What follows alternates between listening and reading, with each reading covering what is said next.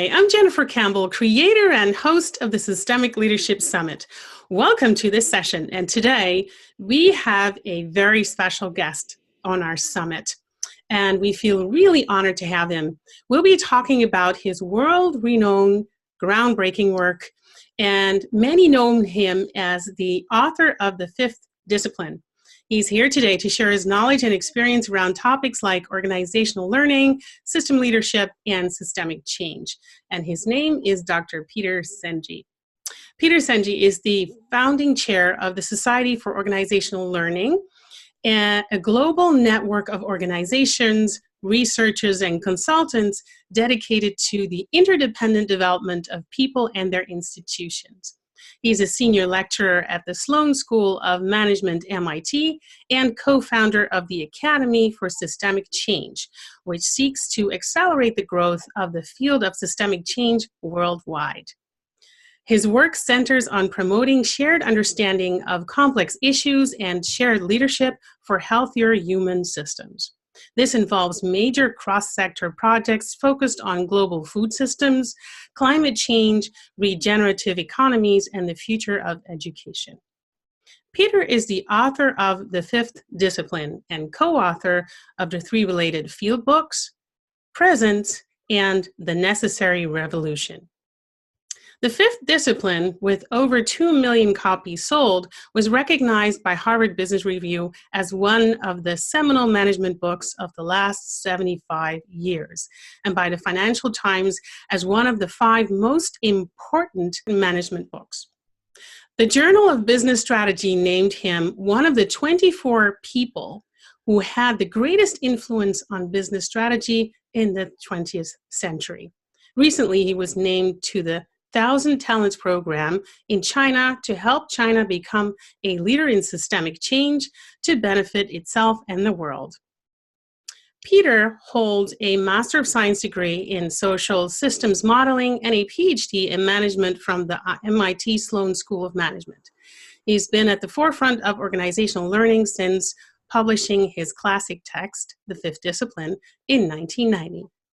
Considered by Harvard Business Review to be the seminal management book of the previous 75 years, The Fifth Discipline provides the theories and methods to foster aspiration, develop reflective conversation, and understand complexity in order to build a learning organization.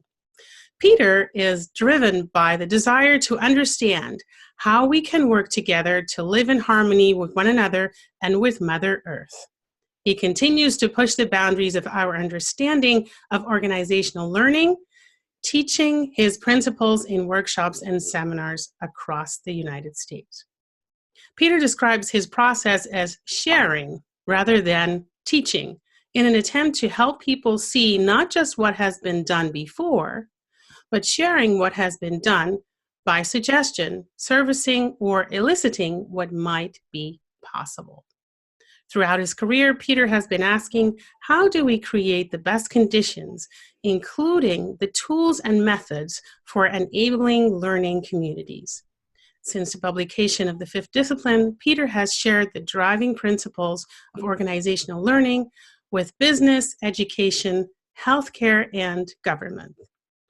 Through his work, Peter strives to foster learning communities around the globe in order to improve our world. And today he's here. A very warm welcome to you, Peter. Thank you so much for being here with us in a Systemic Leadership Summit. You're very welcome. My pleasure. So since we mentioned it, or I mentioned it so often in your introduction, I briefly want to start off with The Fifth Discipline, your work that you wrote back in 1990. What back then led you to write this classic, aiming to, as, and I quote again, to foster aspiration, to develop reflective conversations, and to understand complexity in order to build learning organizations? What led you to write such a book? Well, the book really has all the stuff that I've always been involved in writing. Was much more a reflective process in that it was effort to kind of express a lot of what had happened, what we had learned in the prior 10 years. Mm-hmm. It's always been the case with the different book projects. You get to a certain point and you've done a lot of work and you go, well, I guess it's time we have to share some of this. Back in it was about 81 or 82, I think, we formed the first research center at MIT, what was called the Center for Organizational Learning. And that really was a vehicle for bringing together a whole group of businesses. At that time, all the work was in mostly large business corporations, most of which were US based, although Royal Dutch Shell was one of the founding organizations. So Mm-hmm. predominantly US based multinational corporations. And it basically became a vehicle for lots of experimentation. So throughout the 80s, we had projects going on in all these different businesses. And out of that process, a synthesis was starting to emerge. And there is a certain point in such a process where really writing is really crucial. I mean, talking is good. And of course, I was giving talks and stuff about what the work was, what was happening in these projects. But at some point, when you really sit down and write, you really have a wholly different kind of vehicle or medium for kind of pulling together ideas. Experience is always multifaceted and vague and amorphous and emergent and lots of stories, but like, what does it all mean? Yeah. So that's actually what led to writing the book. I really felt there was a lot that had happened that was important. And actually, at that point, we wanted to kind of launch a new and larger research center. Yeah. Specifically at MIT, we wanted to kind of go from the scale we were to something much bigger. And I saw this as a good way to do that. So we could kind of share and kind of bring in people. In kind of classic business terms, it was a marketing effort. And I don't mean that in a crass, trying to sell something. I mean in the sense of how to reach out and communicate more broadly. Right, right. Thank you for sharing this introduction around the fifth discipline and the process towards the book. And later on in our conversation, I'd like to ask you more about the marketing in the sense that you just explained it, because it's a very interesting, but not the easiest field to bring into the world. But before we go there, I would like to ask you, um, what fascinates you so much about organizational learning and systemic change that you entered into that field? Well, there really were two things. One was really more like a current or theme throughout my life, which is just really understanding interdependence, interconnectedness. Uh, Hmm. and I think, you know, hindsight is always 2020, as they say. So take this with a grain of salt. But it seems to me that more or less my whole life, from certainly the age of a teenager, I was very kind of aware of a kind of recurring a phenomenon. I grew up in Los Angeles, and it's very hard to imagine, but when I was a little kid and we first moved there, I was 4 years old. It was paradise. I can remember sitting in the back of my folks' car, driving for miles and miles, and all you would see were lemon groves and orange groves. That was it. Within 10 years, they were all gone. And what you mostly saw were freeways and shopping malls. This transformation of an extraordinarily beautiful place to a place that, at least by the time I went away to college, I wouldn't say was very beautiful at all, um, was really, kind of a formative part of my life experience. It's not an unusual experience a lot of people have, particularly in the developing world today, when you Hmm. see how rapidly urbanization occurs and how areas that were much more kind of embedded, let's say, or woven into the natural environment suddenly change, Yeah. and ways of living suddenly change. And the two things that were most striking for me in that was, one, how quickly it all happened, literally in a decade. And secondly, no one was in control. If you had kind of surveyed people, say, take this picture, which one would you prefer to live in? Where would you prefer to raise your kids? And so on. Everybody would have taken the first picture. Yeah. And yet it was the second picture that we created. So I think that was, before I had even words for it, that was a very, kind of significant life experience. That sense of the larger processes of economic development are really outside of anybody's control. They kind of like just happen, which Yeah. was kind of a precursor of understanding systemic causes. And so that was always the deep interest, how do we jointly create systems which in turn produce outcomes that actually no one wants? Yes. Yes. Fascinating. The second type of experience was very, very different. Back to your question about organizational learning, MIT is a very interesting place because not only is always a lot of good work going on, it's a very open environment. So I remember I was part of a systems group. Of course, that kind of defined my life interest in understanding systems. And I was part of a systems group founded by a man named Jay Forrester at the Sloan School. And that's Mm-hmm. when I'm a graduate student now at MIT, many, many years later. And one of the things that was most surprising and interesting about that, it kept meeting these really, really interesting, mostly business people who were really the funders of the work. And I was so taken that they were so different than my stereotype. And we all have stereotypes. We have stereotypes about everything. But, we tend to have stereotypes about people in business. All they care about is profit. And, they're very short term in their thinking. It's money, money, money, money.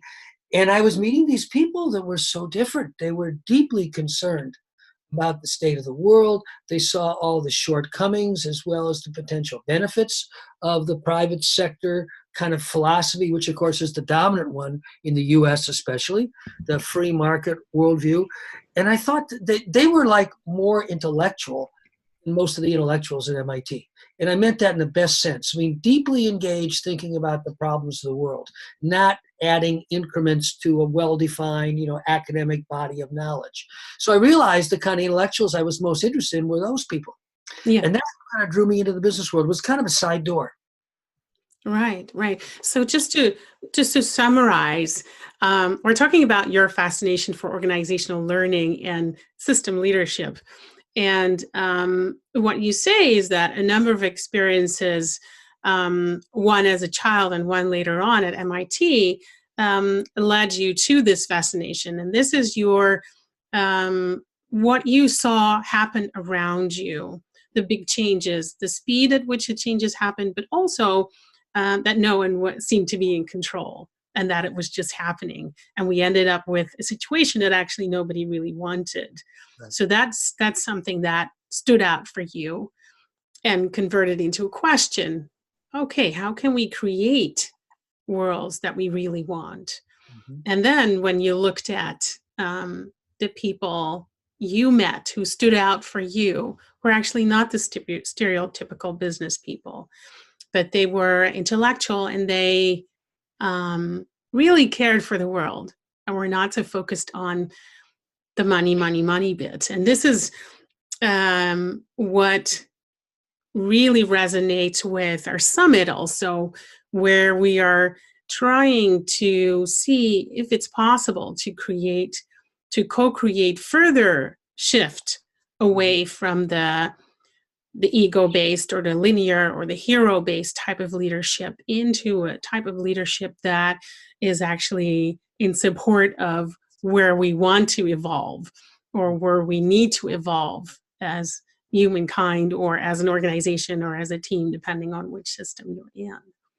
So thank you for sharing that, because it's such an interesting fascination.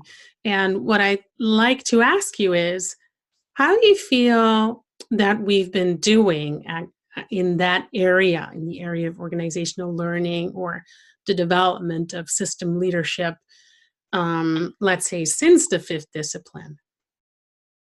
Well, of course, it's always a matter of judgment, considering a question like that. And obviously, it's a terribly important question, but it's also super complicated. I mean, people often say, hey, are you optimistic or pessimistic? And I always say yes. Because if we look around the world, it's really easy to see all the things that are getting worse. I mean, that's not hard. You don't have to look hard. You don't have to look far. You don't have to look any media, whether it's the mass media or the social media. We're kind of immersed in a lot of bad news. Yeah. On the other hand, in a way, you might say it takes a special discipline and commitment to also look beyond those things on the surface, to look at what's also happening. I do a lot of work today in primary and secondary education. I really do believe worldwide there is a kind of renaissance occurring. Yes. People are really reinventing the industrial age school, and that's going on in China, it's going on in the US, it's going on in Europe, it's going on everywhere. But you wouldn't see that on the surface because, not surprisingly, those kind of points of reinvention are distributed and they're not everywhere. And, the old joke in the tech world, the future is already here. It's just not evenly distributed yet. So see those pockets of innovation everywhere. And I think it does require a certain way of looking to make sure we focus equally on what's emerging that really is in line with what's needed in the future, not just what's problematic. Yeah. Yeah. So it's about seeing everything that's in the system and not just Yeah, and not certain getting parts. hijacked emotionally, because that's, of course, what drives the media, whether it's the mass media or the social media. It's the way our emotions dictate our attention. And we know the emotions of fear and anger are very powerful. So if you can keep evoking fear and you can keep evoking anger, you get people's attention. And Yes. since the first rule of all of our media these days is attention, attention, attention, attention. That's why you get the breaking news, every 30 seconds, breaking news. You got to look at it. So I think that conversely, in some sense, our attention is our own province. We do make choices, what we pay attention to. A lot of times we're unaware of those because when we're being, of course, emotionally hijacked, that's precisely what happens. The emotions dictate the attention rather than our, you might say our thoughtfulness or our values or what we most care about. So that's what I mean by there's a kind of particular discipline that's needed today of really managing our own attention. And if you do that, you see a lot going on beside the breaking news. Right, right. And if you say managing our own attention, when you say our or we, who are you addressing? All of us. I think each of us, both as individuals, but then, of course, there's also the collective attention. Mm-hmm. That's why the media are so important and have such a huge influence in the world, because they're kind of manipulating, mostly for profit, collective attention. Right? It's not just individual attention, it's collective attention. It's both. They want your individual attention so they can sell you something, but they want your collective attention so they can sell lots of stuff. So I think it's a really big problem, and it is both individual and collective, which raises lots of questions about what that discipline of managing our own attention really comes down to. Right. And so I would like to tie this into a discussion around, so what can we do to accelerate um, both the distribution and the connectedness of those who want to develop their leadership in a more systemic way, or take more of a systemic approach to the systems that they have leadership roles in. Right. And one of them, if I understand you correctly, is where do we put our attention? Where does our energy go? Mm-hmm. What else could we do to create more development of systemic leadership in the bigger picture, or to create systemic change in the realm of leadership? Well, if I had to look back at our experience over these decades, I'd say there's kind of like two cornerstones always. One is building networks of collaboration. Who is the we, and how do you build communities, teams? How do you kind of find ways to bring people together? Because you or I, as individuals, doesn't matter who we are. Obviously, as individuals, we don't change much. So there's always a kind of an organizing, you might say, dimension of this. Mm-hmm. I look at going back, as I said, even back when I first wrote the fifth discipline, we wanted to kind of take a little research center we had at MIT and make it much bigger, which was an organizing aspiration. Yeah. We wanted more people, more organizations involved, because then we thought it could have more impact. And the other obvious thing, I'm just really stating two very obvious things here, is go to work on real problems. Right. Don't just bring people together to talk. The old saying, talk is cheap. It's really important, but it's not sufficient. So bring people together to work on things that they really care about, that are really important, that are meaningful. And that's where the business world has always been really helpful, because how to balance the short-term needs. So that's Yes. important. You know, if your business doesn't make money, doesn't matter how aspirational you are, after a while, you're out of business, right? Yes. So that's the short-term imperative, but how to balance that with doing things that will take longer and maybe have more deep meaning to you. So that's, you might say, the pragmatic imperative. Now, go to work on real issues. Don't just bring people together for interesting conferences. Right, right. And so real problems, as you just described them, are problems around things that we really care about. But that then implies that we are in a context where we can actually work on those. Yeah, exactly. So there's an implication of, okay, I find myself in an organizational context. I want to work on something that I care about, or is more aligned with my purpose in the world, for example. But that does imply that the organization is the network or the community where you can actually do that. So could you speak to that more? Because there may be a realization of people that they are find themselves in the wrong environment to actually work on problems they care about. Well, when you get right down to it, very few of us are working where we're working because we've been forced to work there, right? Hmm. I mean, even though there's lots of constraints like money and time and opportunity, still we make choices. And sometimes we have to make new choices. If you find yourself in a setting where you really don't feel much alignment between what's most important to you and what the organization is doing, Yeah. then I think that is a very powerful kind of indicator that, maybe time to rethink this one. Um, and conversely, I think that in a lot of organizations, it's not black or white. In other words, we can always complain about things. That's easy. Complaining is a popular human sport. We all engage in it. This isn't working here, and these people don't get it, and whatever. But sometimes, even in the midst of all that, we look around and say, yeah, but there really are other opportunities. And I've always thought most organizations are kind of neutral. What I mean by neutral is that they can do a lot of good and they can do a lot of mundane, meaningless things, both. Hmm. It really tips based on groups of people who say, well, this really matters. And of course, this can be all kinds of things. It can be doing what we're already doing it, but doing it in a way that we feel we really enhance the quality of people's experience, or we enhance relationships, or we really listen to people, or people feel when they interact with us that they're really being treated very respectfully, or whatever. It could be something very, very specific and local, or it can be something much bigger. Like, we're trying to reinvent the food industry here, or transform a big way part of the economy works, or create a new type of school, or whatever. So I think that aspirational dimension can be expressed in many different ways. But it all starts off with believing there is a possibility that Hmm. what matters most to me can really be connected to my work.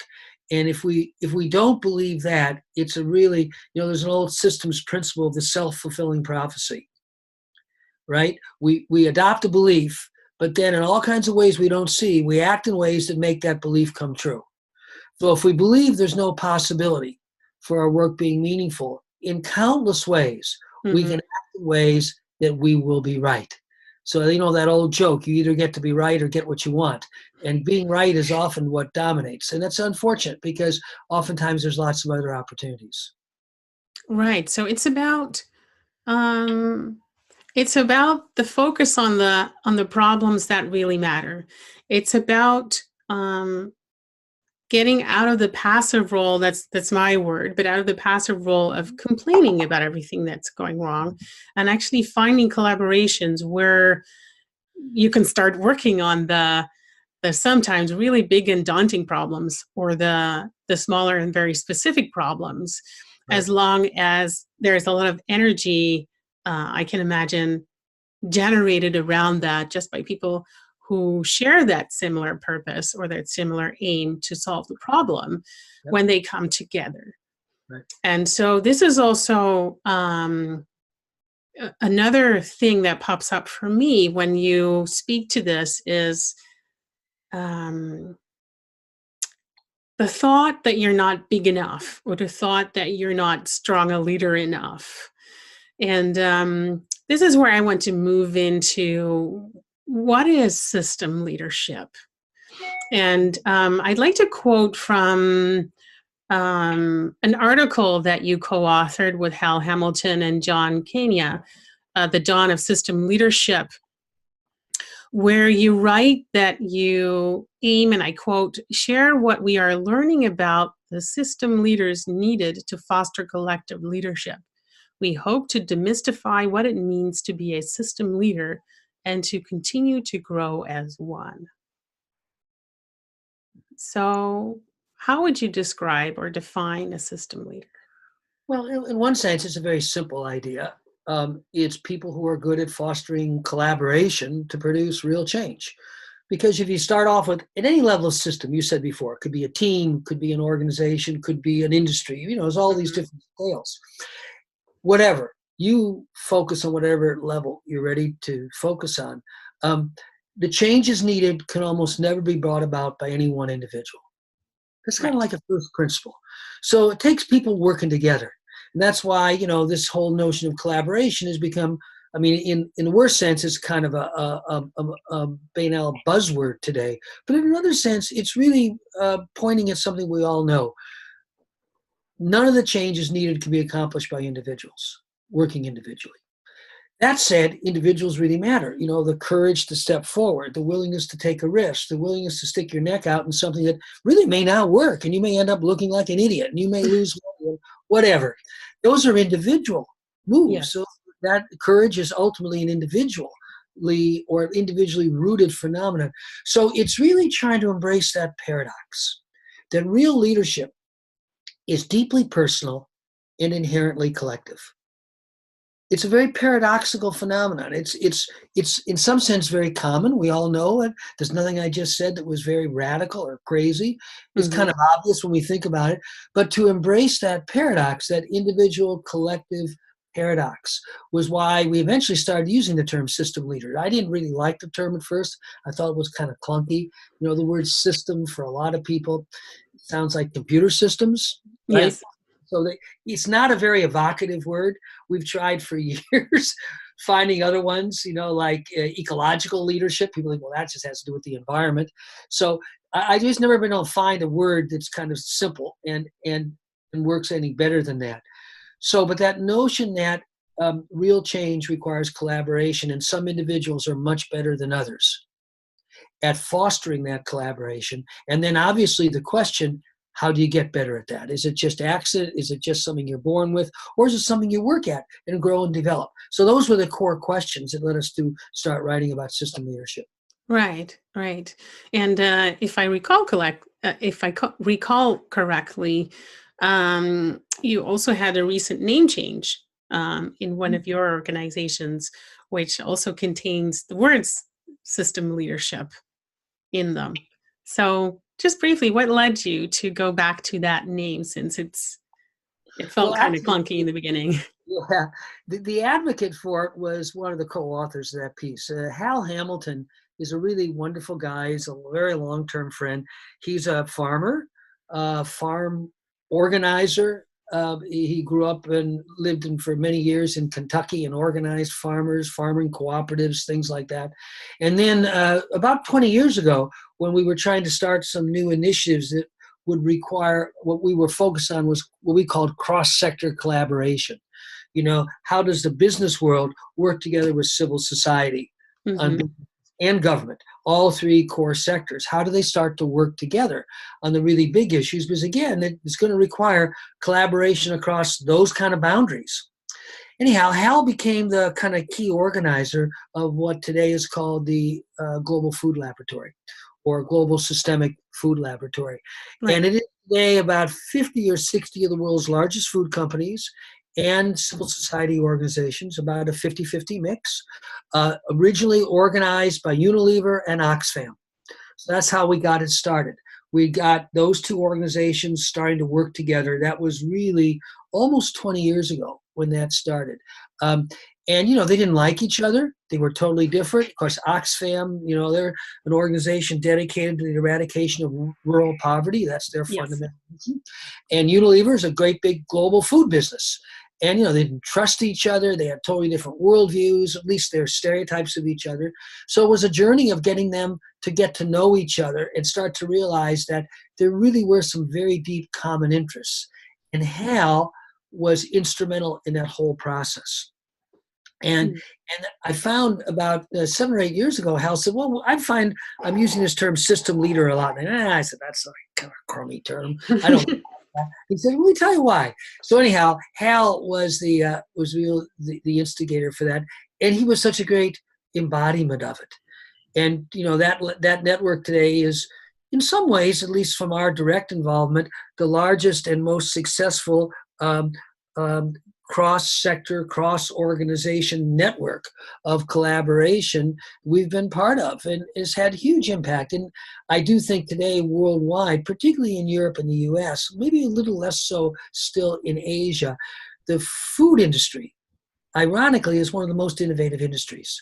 I mean, so many big corporations really now pay attention for the first time. They never thought about this 20 years ago, to what they would call the whole of their supply chain, right back to the well-being of the farming communities and the health of the farming ecologies. That was never the case. Now, it's still a long, long way to go, but I do think the innovation that's been occurring in how people think about managing in the food industry, and the idea that they can't do it by themselves. They really do require those social justice NGOs. They really do require those environmental NGOs. They have knowledge and understanding that the businesses don't have. You want to build a relationship with a farming cooperative? We don't know anything about farming cooperatives, but Oxfam does, and so do a lot of those other sort of social justice NGOs. So that notion that we really have to work together to change the whole of the system has really taken root in that network. And so that became the kind of test bed, you might say, or the laboratory for developing this whole concept of system leadership. Right. And so thank you for this example, because what I hear you say is that in the beginning, there were at least two totally different parties who came together or who were brought together, and they were very, very different.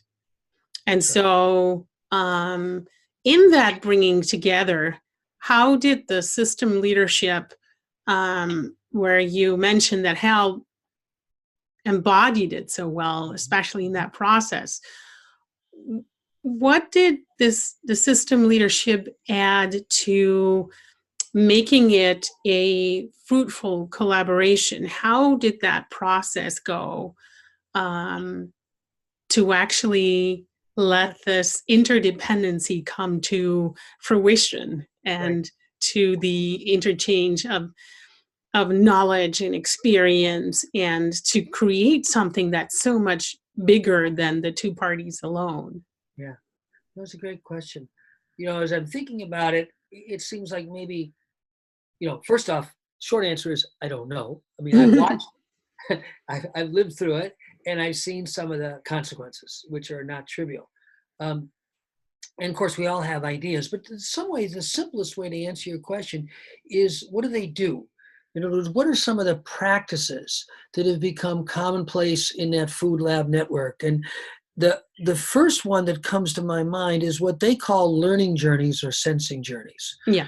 So picture this big group. I guess now in their meetings, they have, 100 to 200 people. It's all by invitation, but, they're always about a 50-50 mix of people from big food companies, both the mainstream corporates, but also get a lot of the innovative organic companies and stuff like that. So the business group is actually quite diverse. Yeah. They're the radicals in Unilever, and they're the organic valley, of the world. So there's interesting mix, because they all realize that, the nature of the food production part of the system has to really change, as well as the health of the product. So you picture a group of, a couple hundred people, about a 50-50 mix of corporate people and civil society organization people. So what do? Whenever they get together, they go on learning journeys. So let's say they're meeting in Central America someplace, or in Africa. But they go around the world and meet in different places. Usually about 2/3 of them come 2 or 3 days before the meeting is scheduled to start to go on a local learning journey. Now, what do they do at those learning journeys? They go to see farmers. So if I'm a corporate person who lives in, in London or The Hague or New York or wherever, I mainly deal with big corporate suppliers. I Yes. don't, small growers in Tanzania. But now I go on a learning journey. It's exactly what I do. I go with the civil society people hand in hand, and we go hang out with the local farming cooperative. Now, for me as a corporate person, that's the kind of experience I would never get. Now, if I'm an organizer or an Oxfam person, that's my life. But then I also might do a learning journey where I go to hang out with the head of marketing for the big local food company in that part of the world. Yeah. So the whole idea is to bring people who are diverse, who see the world differently, and see firsthand different parts of the system. Don't talk about it. Don't just look at a lot of data. Don't read studies. Go there, see it, touch it, feel it. And so that's how it starts. In that sense, you could say it's like a field trip. But it's more than just a field trip, because the old rule of thumb we had on learning journeys is make sure it's a long drive. Because you're going to see people in the back of a Volkswagen van, you're going to drive 5 hours out and 5 hours back. Those drives are critical to the learning journey. Because now all of a sudden people go, well, gee, did you see that? You see that? You see that? You realize different of us coming from different backgrounds, we see totally different things. Yeah. So there's a reflective part of the process where you're really starting to take in, if your life is dedicated to healthy farming cooperatives, you see a whole different landscape when you go to a farming cooperative than if you're a corporate person who lives in a big high tower building somewhere. Yes. And both perspectives are valid. It's not like one is better than the other. I mean, it's the oldest saw of human relations. How do we start to see the other's awareness as being equally legitimate to our own awareness? It's easy to say, it's easy to espouse. We all can say lofty aspirational things, but doing it is another matter, because you're doing it in a context where there's practical issues in hand. You're trying to build a business here, or you've got time pressure to do whatever. And in that context, where there's some really legitimate pressure, stop and really listen to each other and to take in each other's viewpoints really does, over the long term, transform relationships. Yeah. So those sensing journeys have become like stock and trade. The food lab people, they all know when there's a meeting someplace, they'll have the meeting, but they'll have the sensing journey first. As I say, typically 2/3 of them will take 2 or 3 extra days and come, because they found it to be so indispensable. Right. And it illustrates the deeper work, which again is very personal in a sense, and very interpersonal and very systemic, all of the above. Right. So you say that, just to summarize this piece, is that we are talking about the role of systemic leadership in the evolvement of the bigger system where parties came together. And you say that the first thing that people actually do is go on their learning journeys or their sensing journeys. And the length of the road back and forth is almost like the reflective time it takes to cross the boundary from your own world of what you know and stepping into the world of the other diversities that are present in the system, and to actually move into that. It's like it's guiding the human process. I mean, we are, as human beings, we've evolved with the help of technological advancement and everything else, and everything is so fast. But there are certain processes that you can't speed up. And by having a long journey, it sort of accommodates our reflection and stepping into, or at least that's what I see when you say that is a process of what they do, see different parts of the system. Yeah, I mean, and you also point to a huge impediment, and that's that what you refer to as speeding up. The fact that we've all we are becoming more and more habituated to this fast pace of things. But some things you don't want to speed up. Is a meal twice as good if you eat it in half the time? You You can think of a lot of things like that. The pleasure of it is in the slowing down. And reflection is a process that requires some amount of slowing down. Again, it's a kind of discipline, because keep in mind, these are not a bunch of academics. These are a bunch of very practical people who are really doing real work. They've got a lot of time pressure. So they're also developing, you might say, a rhythm where they can slow down and then speed up, and then slow down again, and then speed up. And ironically, a lot of times when things are moving very fast, it's precisely that rhythm that makes us more adaptive. A great example of this would be any of the martial arts. Yeah. If you study any of the martial arts, you study all these movements, usually quite slowly. You're kind of building a whole set of neuromuscular memory, right, around different movements. But in an actual combat situation, you have to move very, very quickly. So you've slowed down in order to be able to speed up. And I think a lot of life is like that. It's not about one or the other, but right now we have a big problem because everything is being tilted so much towards just the speeding up. Yes. And so the first step is actually slowing down, or learning to be in that rhythm of slowing down and speeding up, and being in sync with that, so that it can be of optimum support when you are functioning in or contributing to the becoming of the system that you'll then, in the meeting that will actually start, want to start co-creating. And so what happens after the reflecting and the seeing the different parts of the system? Not surprisingly, if you look at what's going on in that network, and let's say the 2 or 3 day meeting that ensues after the sensing journey, lots of projects. In the food lab, I would say probably 2/3 of the projects in the last decade have been supply chain projects.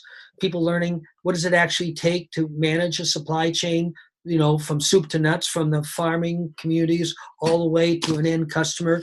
What sort of metrics, what sort of challenges, the real nuts and bolts of managing it. Another area of a lot of work, of course, is climate adaptation. In the food world today, one of the biggest issues is how we adapt to the shifting climate, droughts, flooding, changes in temperature. It's a gigantic global issue. So what's going on in the meeting part is people are really checking in and coordinating projects, on the ground projects. That's why I said, the two kind of overarching principles to me are always community and application. Building relationships, getting to work, and working on whatever you regard as the most important practical problems. So in that meeting, they're checking in on all their different projects and coordinating what they're going to do next, what's working, what's not working, just the kind of thing you'd expect. But again, it's not a bunch of talk. It's talk grounded in real work. And you might sit in a group where half of the people are working together all the time, and the other half are new, just kind of entering that group, starting to become part of that supply chain project or that climate adaptation project. And of course, the last part of it is you're continually stepping back and reflecting, are we doing the most important projects? Right. In the food industry, for example, the food lab is a wonderful kind of way to track deep emerging changes. I think one of the most important changes, for example, ironically in a funny way for anybody who knows the history of farming, is all of a sudden soil quality is starting to come back as a key issue. Water use and soil quality, the two most fundamentals. Because a lot of modern agriculture has deteriorated soil quality by basically keep adding more and more stuff to produce short-term boosts in productivity, but not really nurturing the quality of the soil itself, which is ironically, as I say, anyone who's farmed for a long, long time or for generations, guess what? It's the earth who gives you the food, and it's the quality of the soil that is everything. That's why people started rotating crops years ago and all kinds of stuff like that. In any event, so nowadays, that's an emerging issue in the food industry. How do we track, are we actually making the soil quality better or worse over time? So that's another facet of a network like this. Beside doing the actual work and the projects, you're continually going, well, what's really going on here? What are the big issues that are going to be critical for the next 20 or 30 years? And climate adaptation and soil quality are probably the two biggest today. Right. And what I find so interesting is what you said, So after the reflection and the seeing of all the different aspects of the system, you then go into the work with the projects, working on the different problems, oftentimes very complex problems, and getting the work done. And then there is almost another reflective part. And when you explain that, I saw that you sat back also. It's as if wanting to zoom out again, like what's happening in the bigger plane, what's happening around the system that we are actually working in and trying to solve all these problems. And what if we put in the factor of time or energy or just a bigger context around our system, and see if we have our priorities straight, see if we can anticipate on what may happen and where we want to start working on now before the problems become even bigger. Yeah, and the we of that is obviously very important. If you or I are just doing that individually, but here you've got a network that's been, you might say, curated carefully over a long time. It's continually evolving and changing, but you've got a lot of people having a lot of influence in their respective organizations, regardless of the nature of the organization or sector. Yeah. So when they're together, that quality of time to think together of what really are, as you said, the real priority issues. Are we using our most precious resource in a way, our time, in the best way we can? And to continue to be holding that question together. It used kind of a mainstream word. It is the essence of all strategic thinking. Are we balancing the urgent with the important? Yeah. We get all this stuff done the next 5 years. Where are we going to be in 20 years? Yeah. Are we going back and forth between those different time horizons? It's a huge problem. And in some ways, it's one of the most timeless leadership issues. Yeah. Yeah. And we're touching upon a subject that I also really wanted to bring to our conversation, and that has to do with organizational longevity. And I was quite startled only a couple of weeks ago when I found a major study that's been done, was a study in the United States with public organizations where they investigated what's the average age of a company nowadays. And only a few decades ago, it was somewhere between 60 and even like a century ago, it was 100 years. Now we are looking at 28, 29 years. And also, another very startling, at least to me, very startling fact was that 1 in 3 companies will cease to exist in the upcoming 5 years. And obviously, the average age is still decreasing. And so, could you speak to that when it comes to organizational longevity and the importance of systemic approaches to the problems we're trying to solve? Well, it's in a funny way, if you go back to the original 5th discipline, it was the rationale for the whole idea of organizational learning.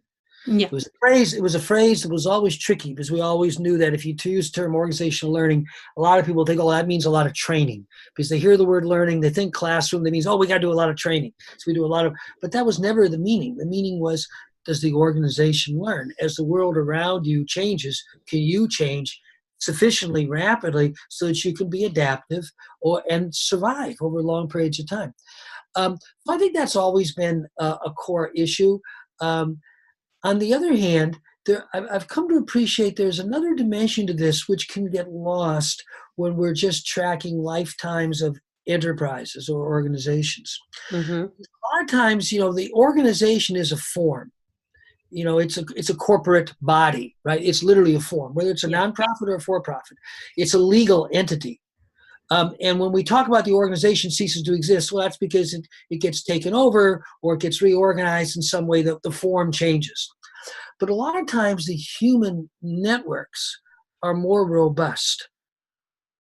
And so that's why I think that another emphasis that we've all seen over the years gradually growing is emphasizing the quality of those networks, the quality of the relational space, the quality of the connections people make. The classic examples of this are the super dynamic high-tech industries where companies come and go, Yeah. maybe literally in a year they're gone.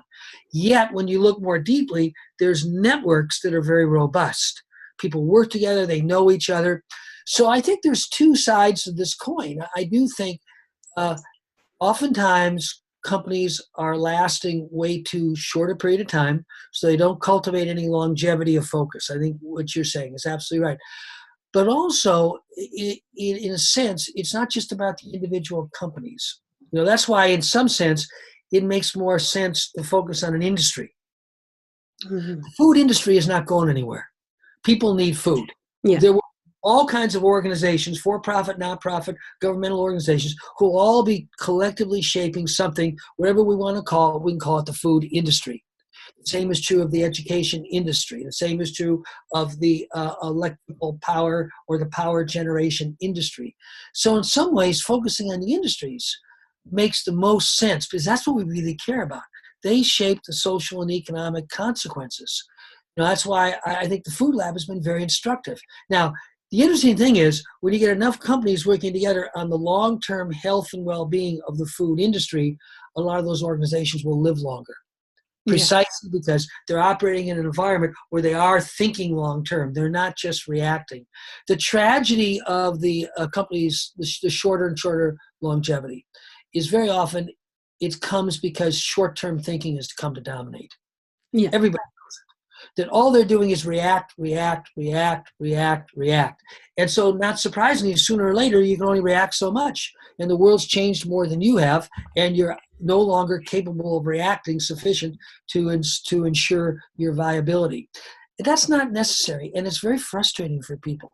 I think all of us, as I was saying before, that kind of timeless issue of how do we balance the urgent and the important? How do we deal with the here and now in a way that we really feel we're contributing something that matters to us that may take our lifetime or longer? It's one of the defining aspects of mental health and well-being, that kind of present in the moment and connected to something bigger and longer term than you are. So I think the same is true of organizations. Yeah. So something just clicked for me because my next question was going to be about how do we then sustainably create changes in our systems? And what I hear you actually say is whether it's focusing on your team or organization or a problem that you care about rather than on what's important for you individually. This is also for organizations the case. Once they organize themselves around big purposes and what really matters, or their industry, or even bigger, when you look at the food industry, people need food. That's a global thing. Once you start focusing on something that's bigger than you and beyond maybe the span of your lifetime, whether you're a person or an organization, focusing on that bigger thing is actually what's going to fuel your own longevity, but also your own sense of well-being and the sense of well-being of all others who are part of this bigger system again. That's right. It's, again, it's interesting when you get into all these subjects, you keep coming back to these really timeless ideas. Yeah. I mean, it was many, many years ago when one of my mentors, who was a wonderfully, successful CEO, once made a kind of almost an offhanded comment. It was so obvious. He just kind of said, he said, well, all commitment is to something larger than yourself. And I went, yeah, that's true. All real commitment is to something larger than yourself. So that dynamic of kind of stretching yourself to be beyond yourself, ironically, is one of the keys to having a healthy self. Right. Right. And so is this then, when we look at system leadership, is this one of the first things you would look at if someone were to ask you, okay, I fulfill a leadership role, I have things that matter to me, problems that I seek out to solve and contribute. But is this then the first step to take, or the first thing where you would point them, or something else? Well, I think first is maybe a little ambiguous term there, but it's certainly one of. I mean, what's Hmm. first, what's second, what's third will vary by person and by situation, but you could certainly say one of the essentials. What are you committed to? And are you committed to something that's bigger than yourself? And I think your analogy a minute ago, the same could be said of an organization. Are we committed to something bigger than ourselves? That's answer to that is traditionally what you would call a mission or purpose. And the idea that your purpose of a business is to make money is crazy. It's a condition for staying in the game. Yeah. Really, like saying my purpose as a human being is to breathe. Yeah, that's a condition for staying in the game. But it's only a vehicle for doing something that goes beyond. So I think that is an absolutely essential element. I mean, we've always called it, that dimension of the of purposefulness or vision or the creative orientation. When all is said and done, what are you really trying to create? And if your creative scope is just limited to yourself, well, you might say you'll have this much happiness or this much satisfaction. But as your creative scope is much broader than yourself, guess what? You have a much more meaningful life. Right. Right. We we're almost at the end of our conversation. I have two more questions for you. And one is about what you just ended with, and that has to do with your life, and now specifically your life, because my question to you is, with all that you've learned and experienced in the systemic realm, let me summarize it that way, not to minimalize it, but just to be brief, because it's a very rich experience that you've had, and part of which you've shared with us. And how did that influence your leadership in your life? Well, I think one of the reasons these ideas always resonate with me is, I've had the good fortune of really being able to kind of anchor or cultivate those for a very, very long time. That's why I, told you that story of growing up as a kid in LA. Who knows how I thought about it when I was 13 or 15 years old. But, the gist of it was I knew something was really wacko. I mean, I knew something was really not, as it could be. Everybody running around frantically to get more and more and more and more of, in some sense, what no one really needs. And the consequence being this out of control, frenzy of free market development without any larger sense of purpose. So clearly that was nurturing a seed within me that having a clarity of purpose really is important.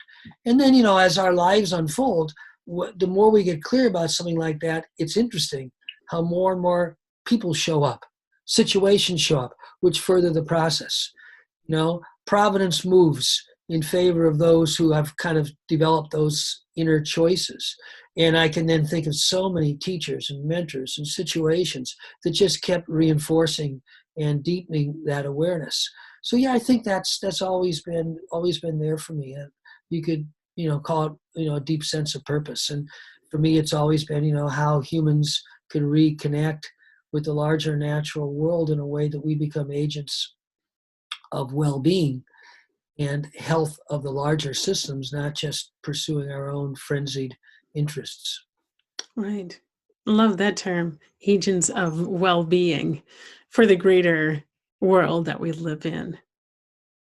My last question to you is, um, with all that we've discussed today, if there's only one thing that our viewers take away from this conversation, if it were up to you, what would that be? Well, it's a little bit of an imposition of me to think what others could take away. I mean, you should take away what you really want to take away. I mean, it's kind of that simple. But I hope that what we're talking about right now. What am I here to do? What matters most deeply to me? Will be one thing I hope people are pondering. I had a great teacher for a decade at MIT I mentioned him before. His name was Jay Forster. He's very famous in the history of digital computation because he led the team at MIT that built the first general-purpose digital computers. And then he invented this field called system dynamics, which was the set of tools which we've built on in those whole systems worldview. And Jay used to often say, well, everybody's got the same amount of time.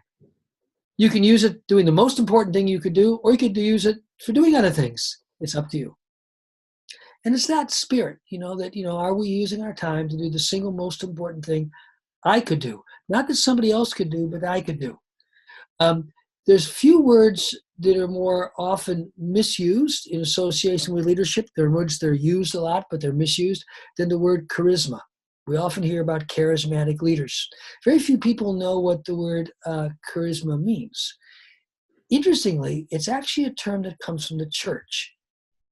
Your charisms are your gifts.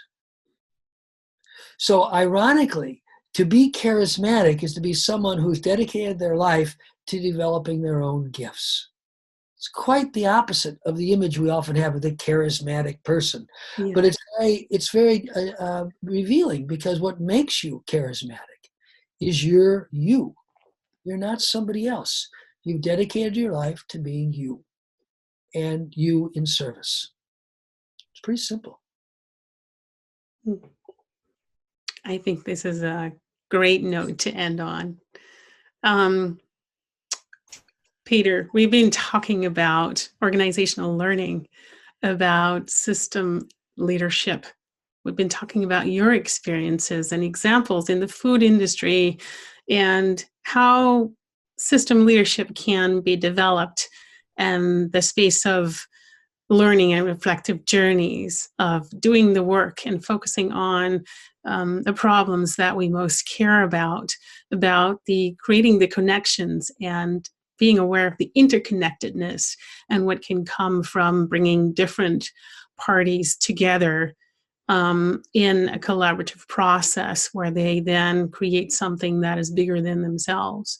That if we want to create more sustainable change, that it's important to look to the system level that's bigger than ours. So for example, organizations to look at their industries and see where they can contribute to the well-being of all, so that they can probably extend their own length of time being alive. You shared about your own experiences from when you were very young, and also you encourage everyone who's watching to unpack their gifts and to work from their purpose and see where they can contribute to the systems they're part of. So I'd like to say thank you so much for being in conversation with me here in the Systemic Leadership Summit. It's been an honor. It has for me too. I really enjoyed it. Thanks, Jennifer. And to everyone who's watching, I hope you enjoyed our conversation with Dr. Peter Senge just as much as I did. And if you'd like to take the conversation further and talk about your purpose or about your learning journeys, then please go to our online community space. Thank you so much for tuning in today. See you in the next session. Bye-bye.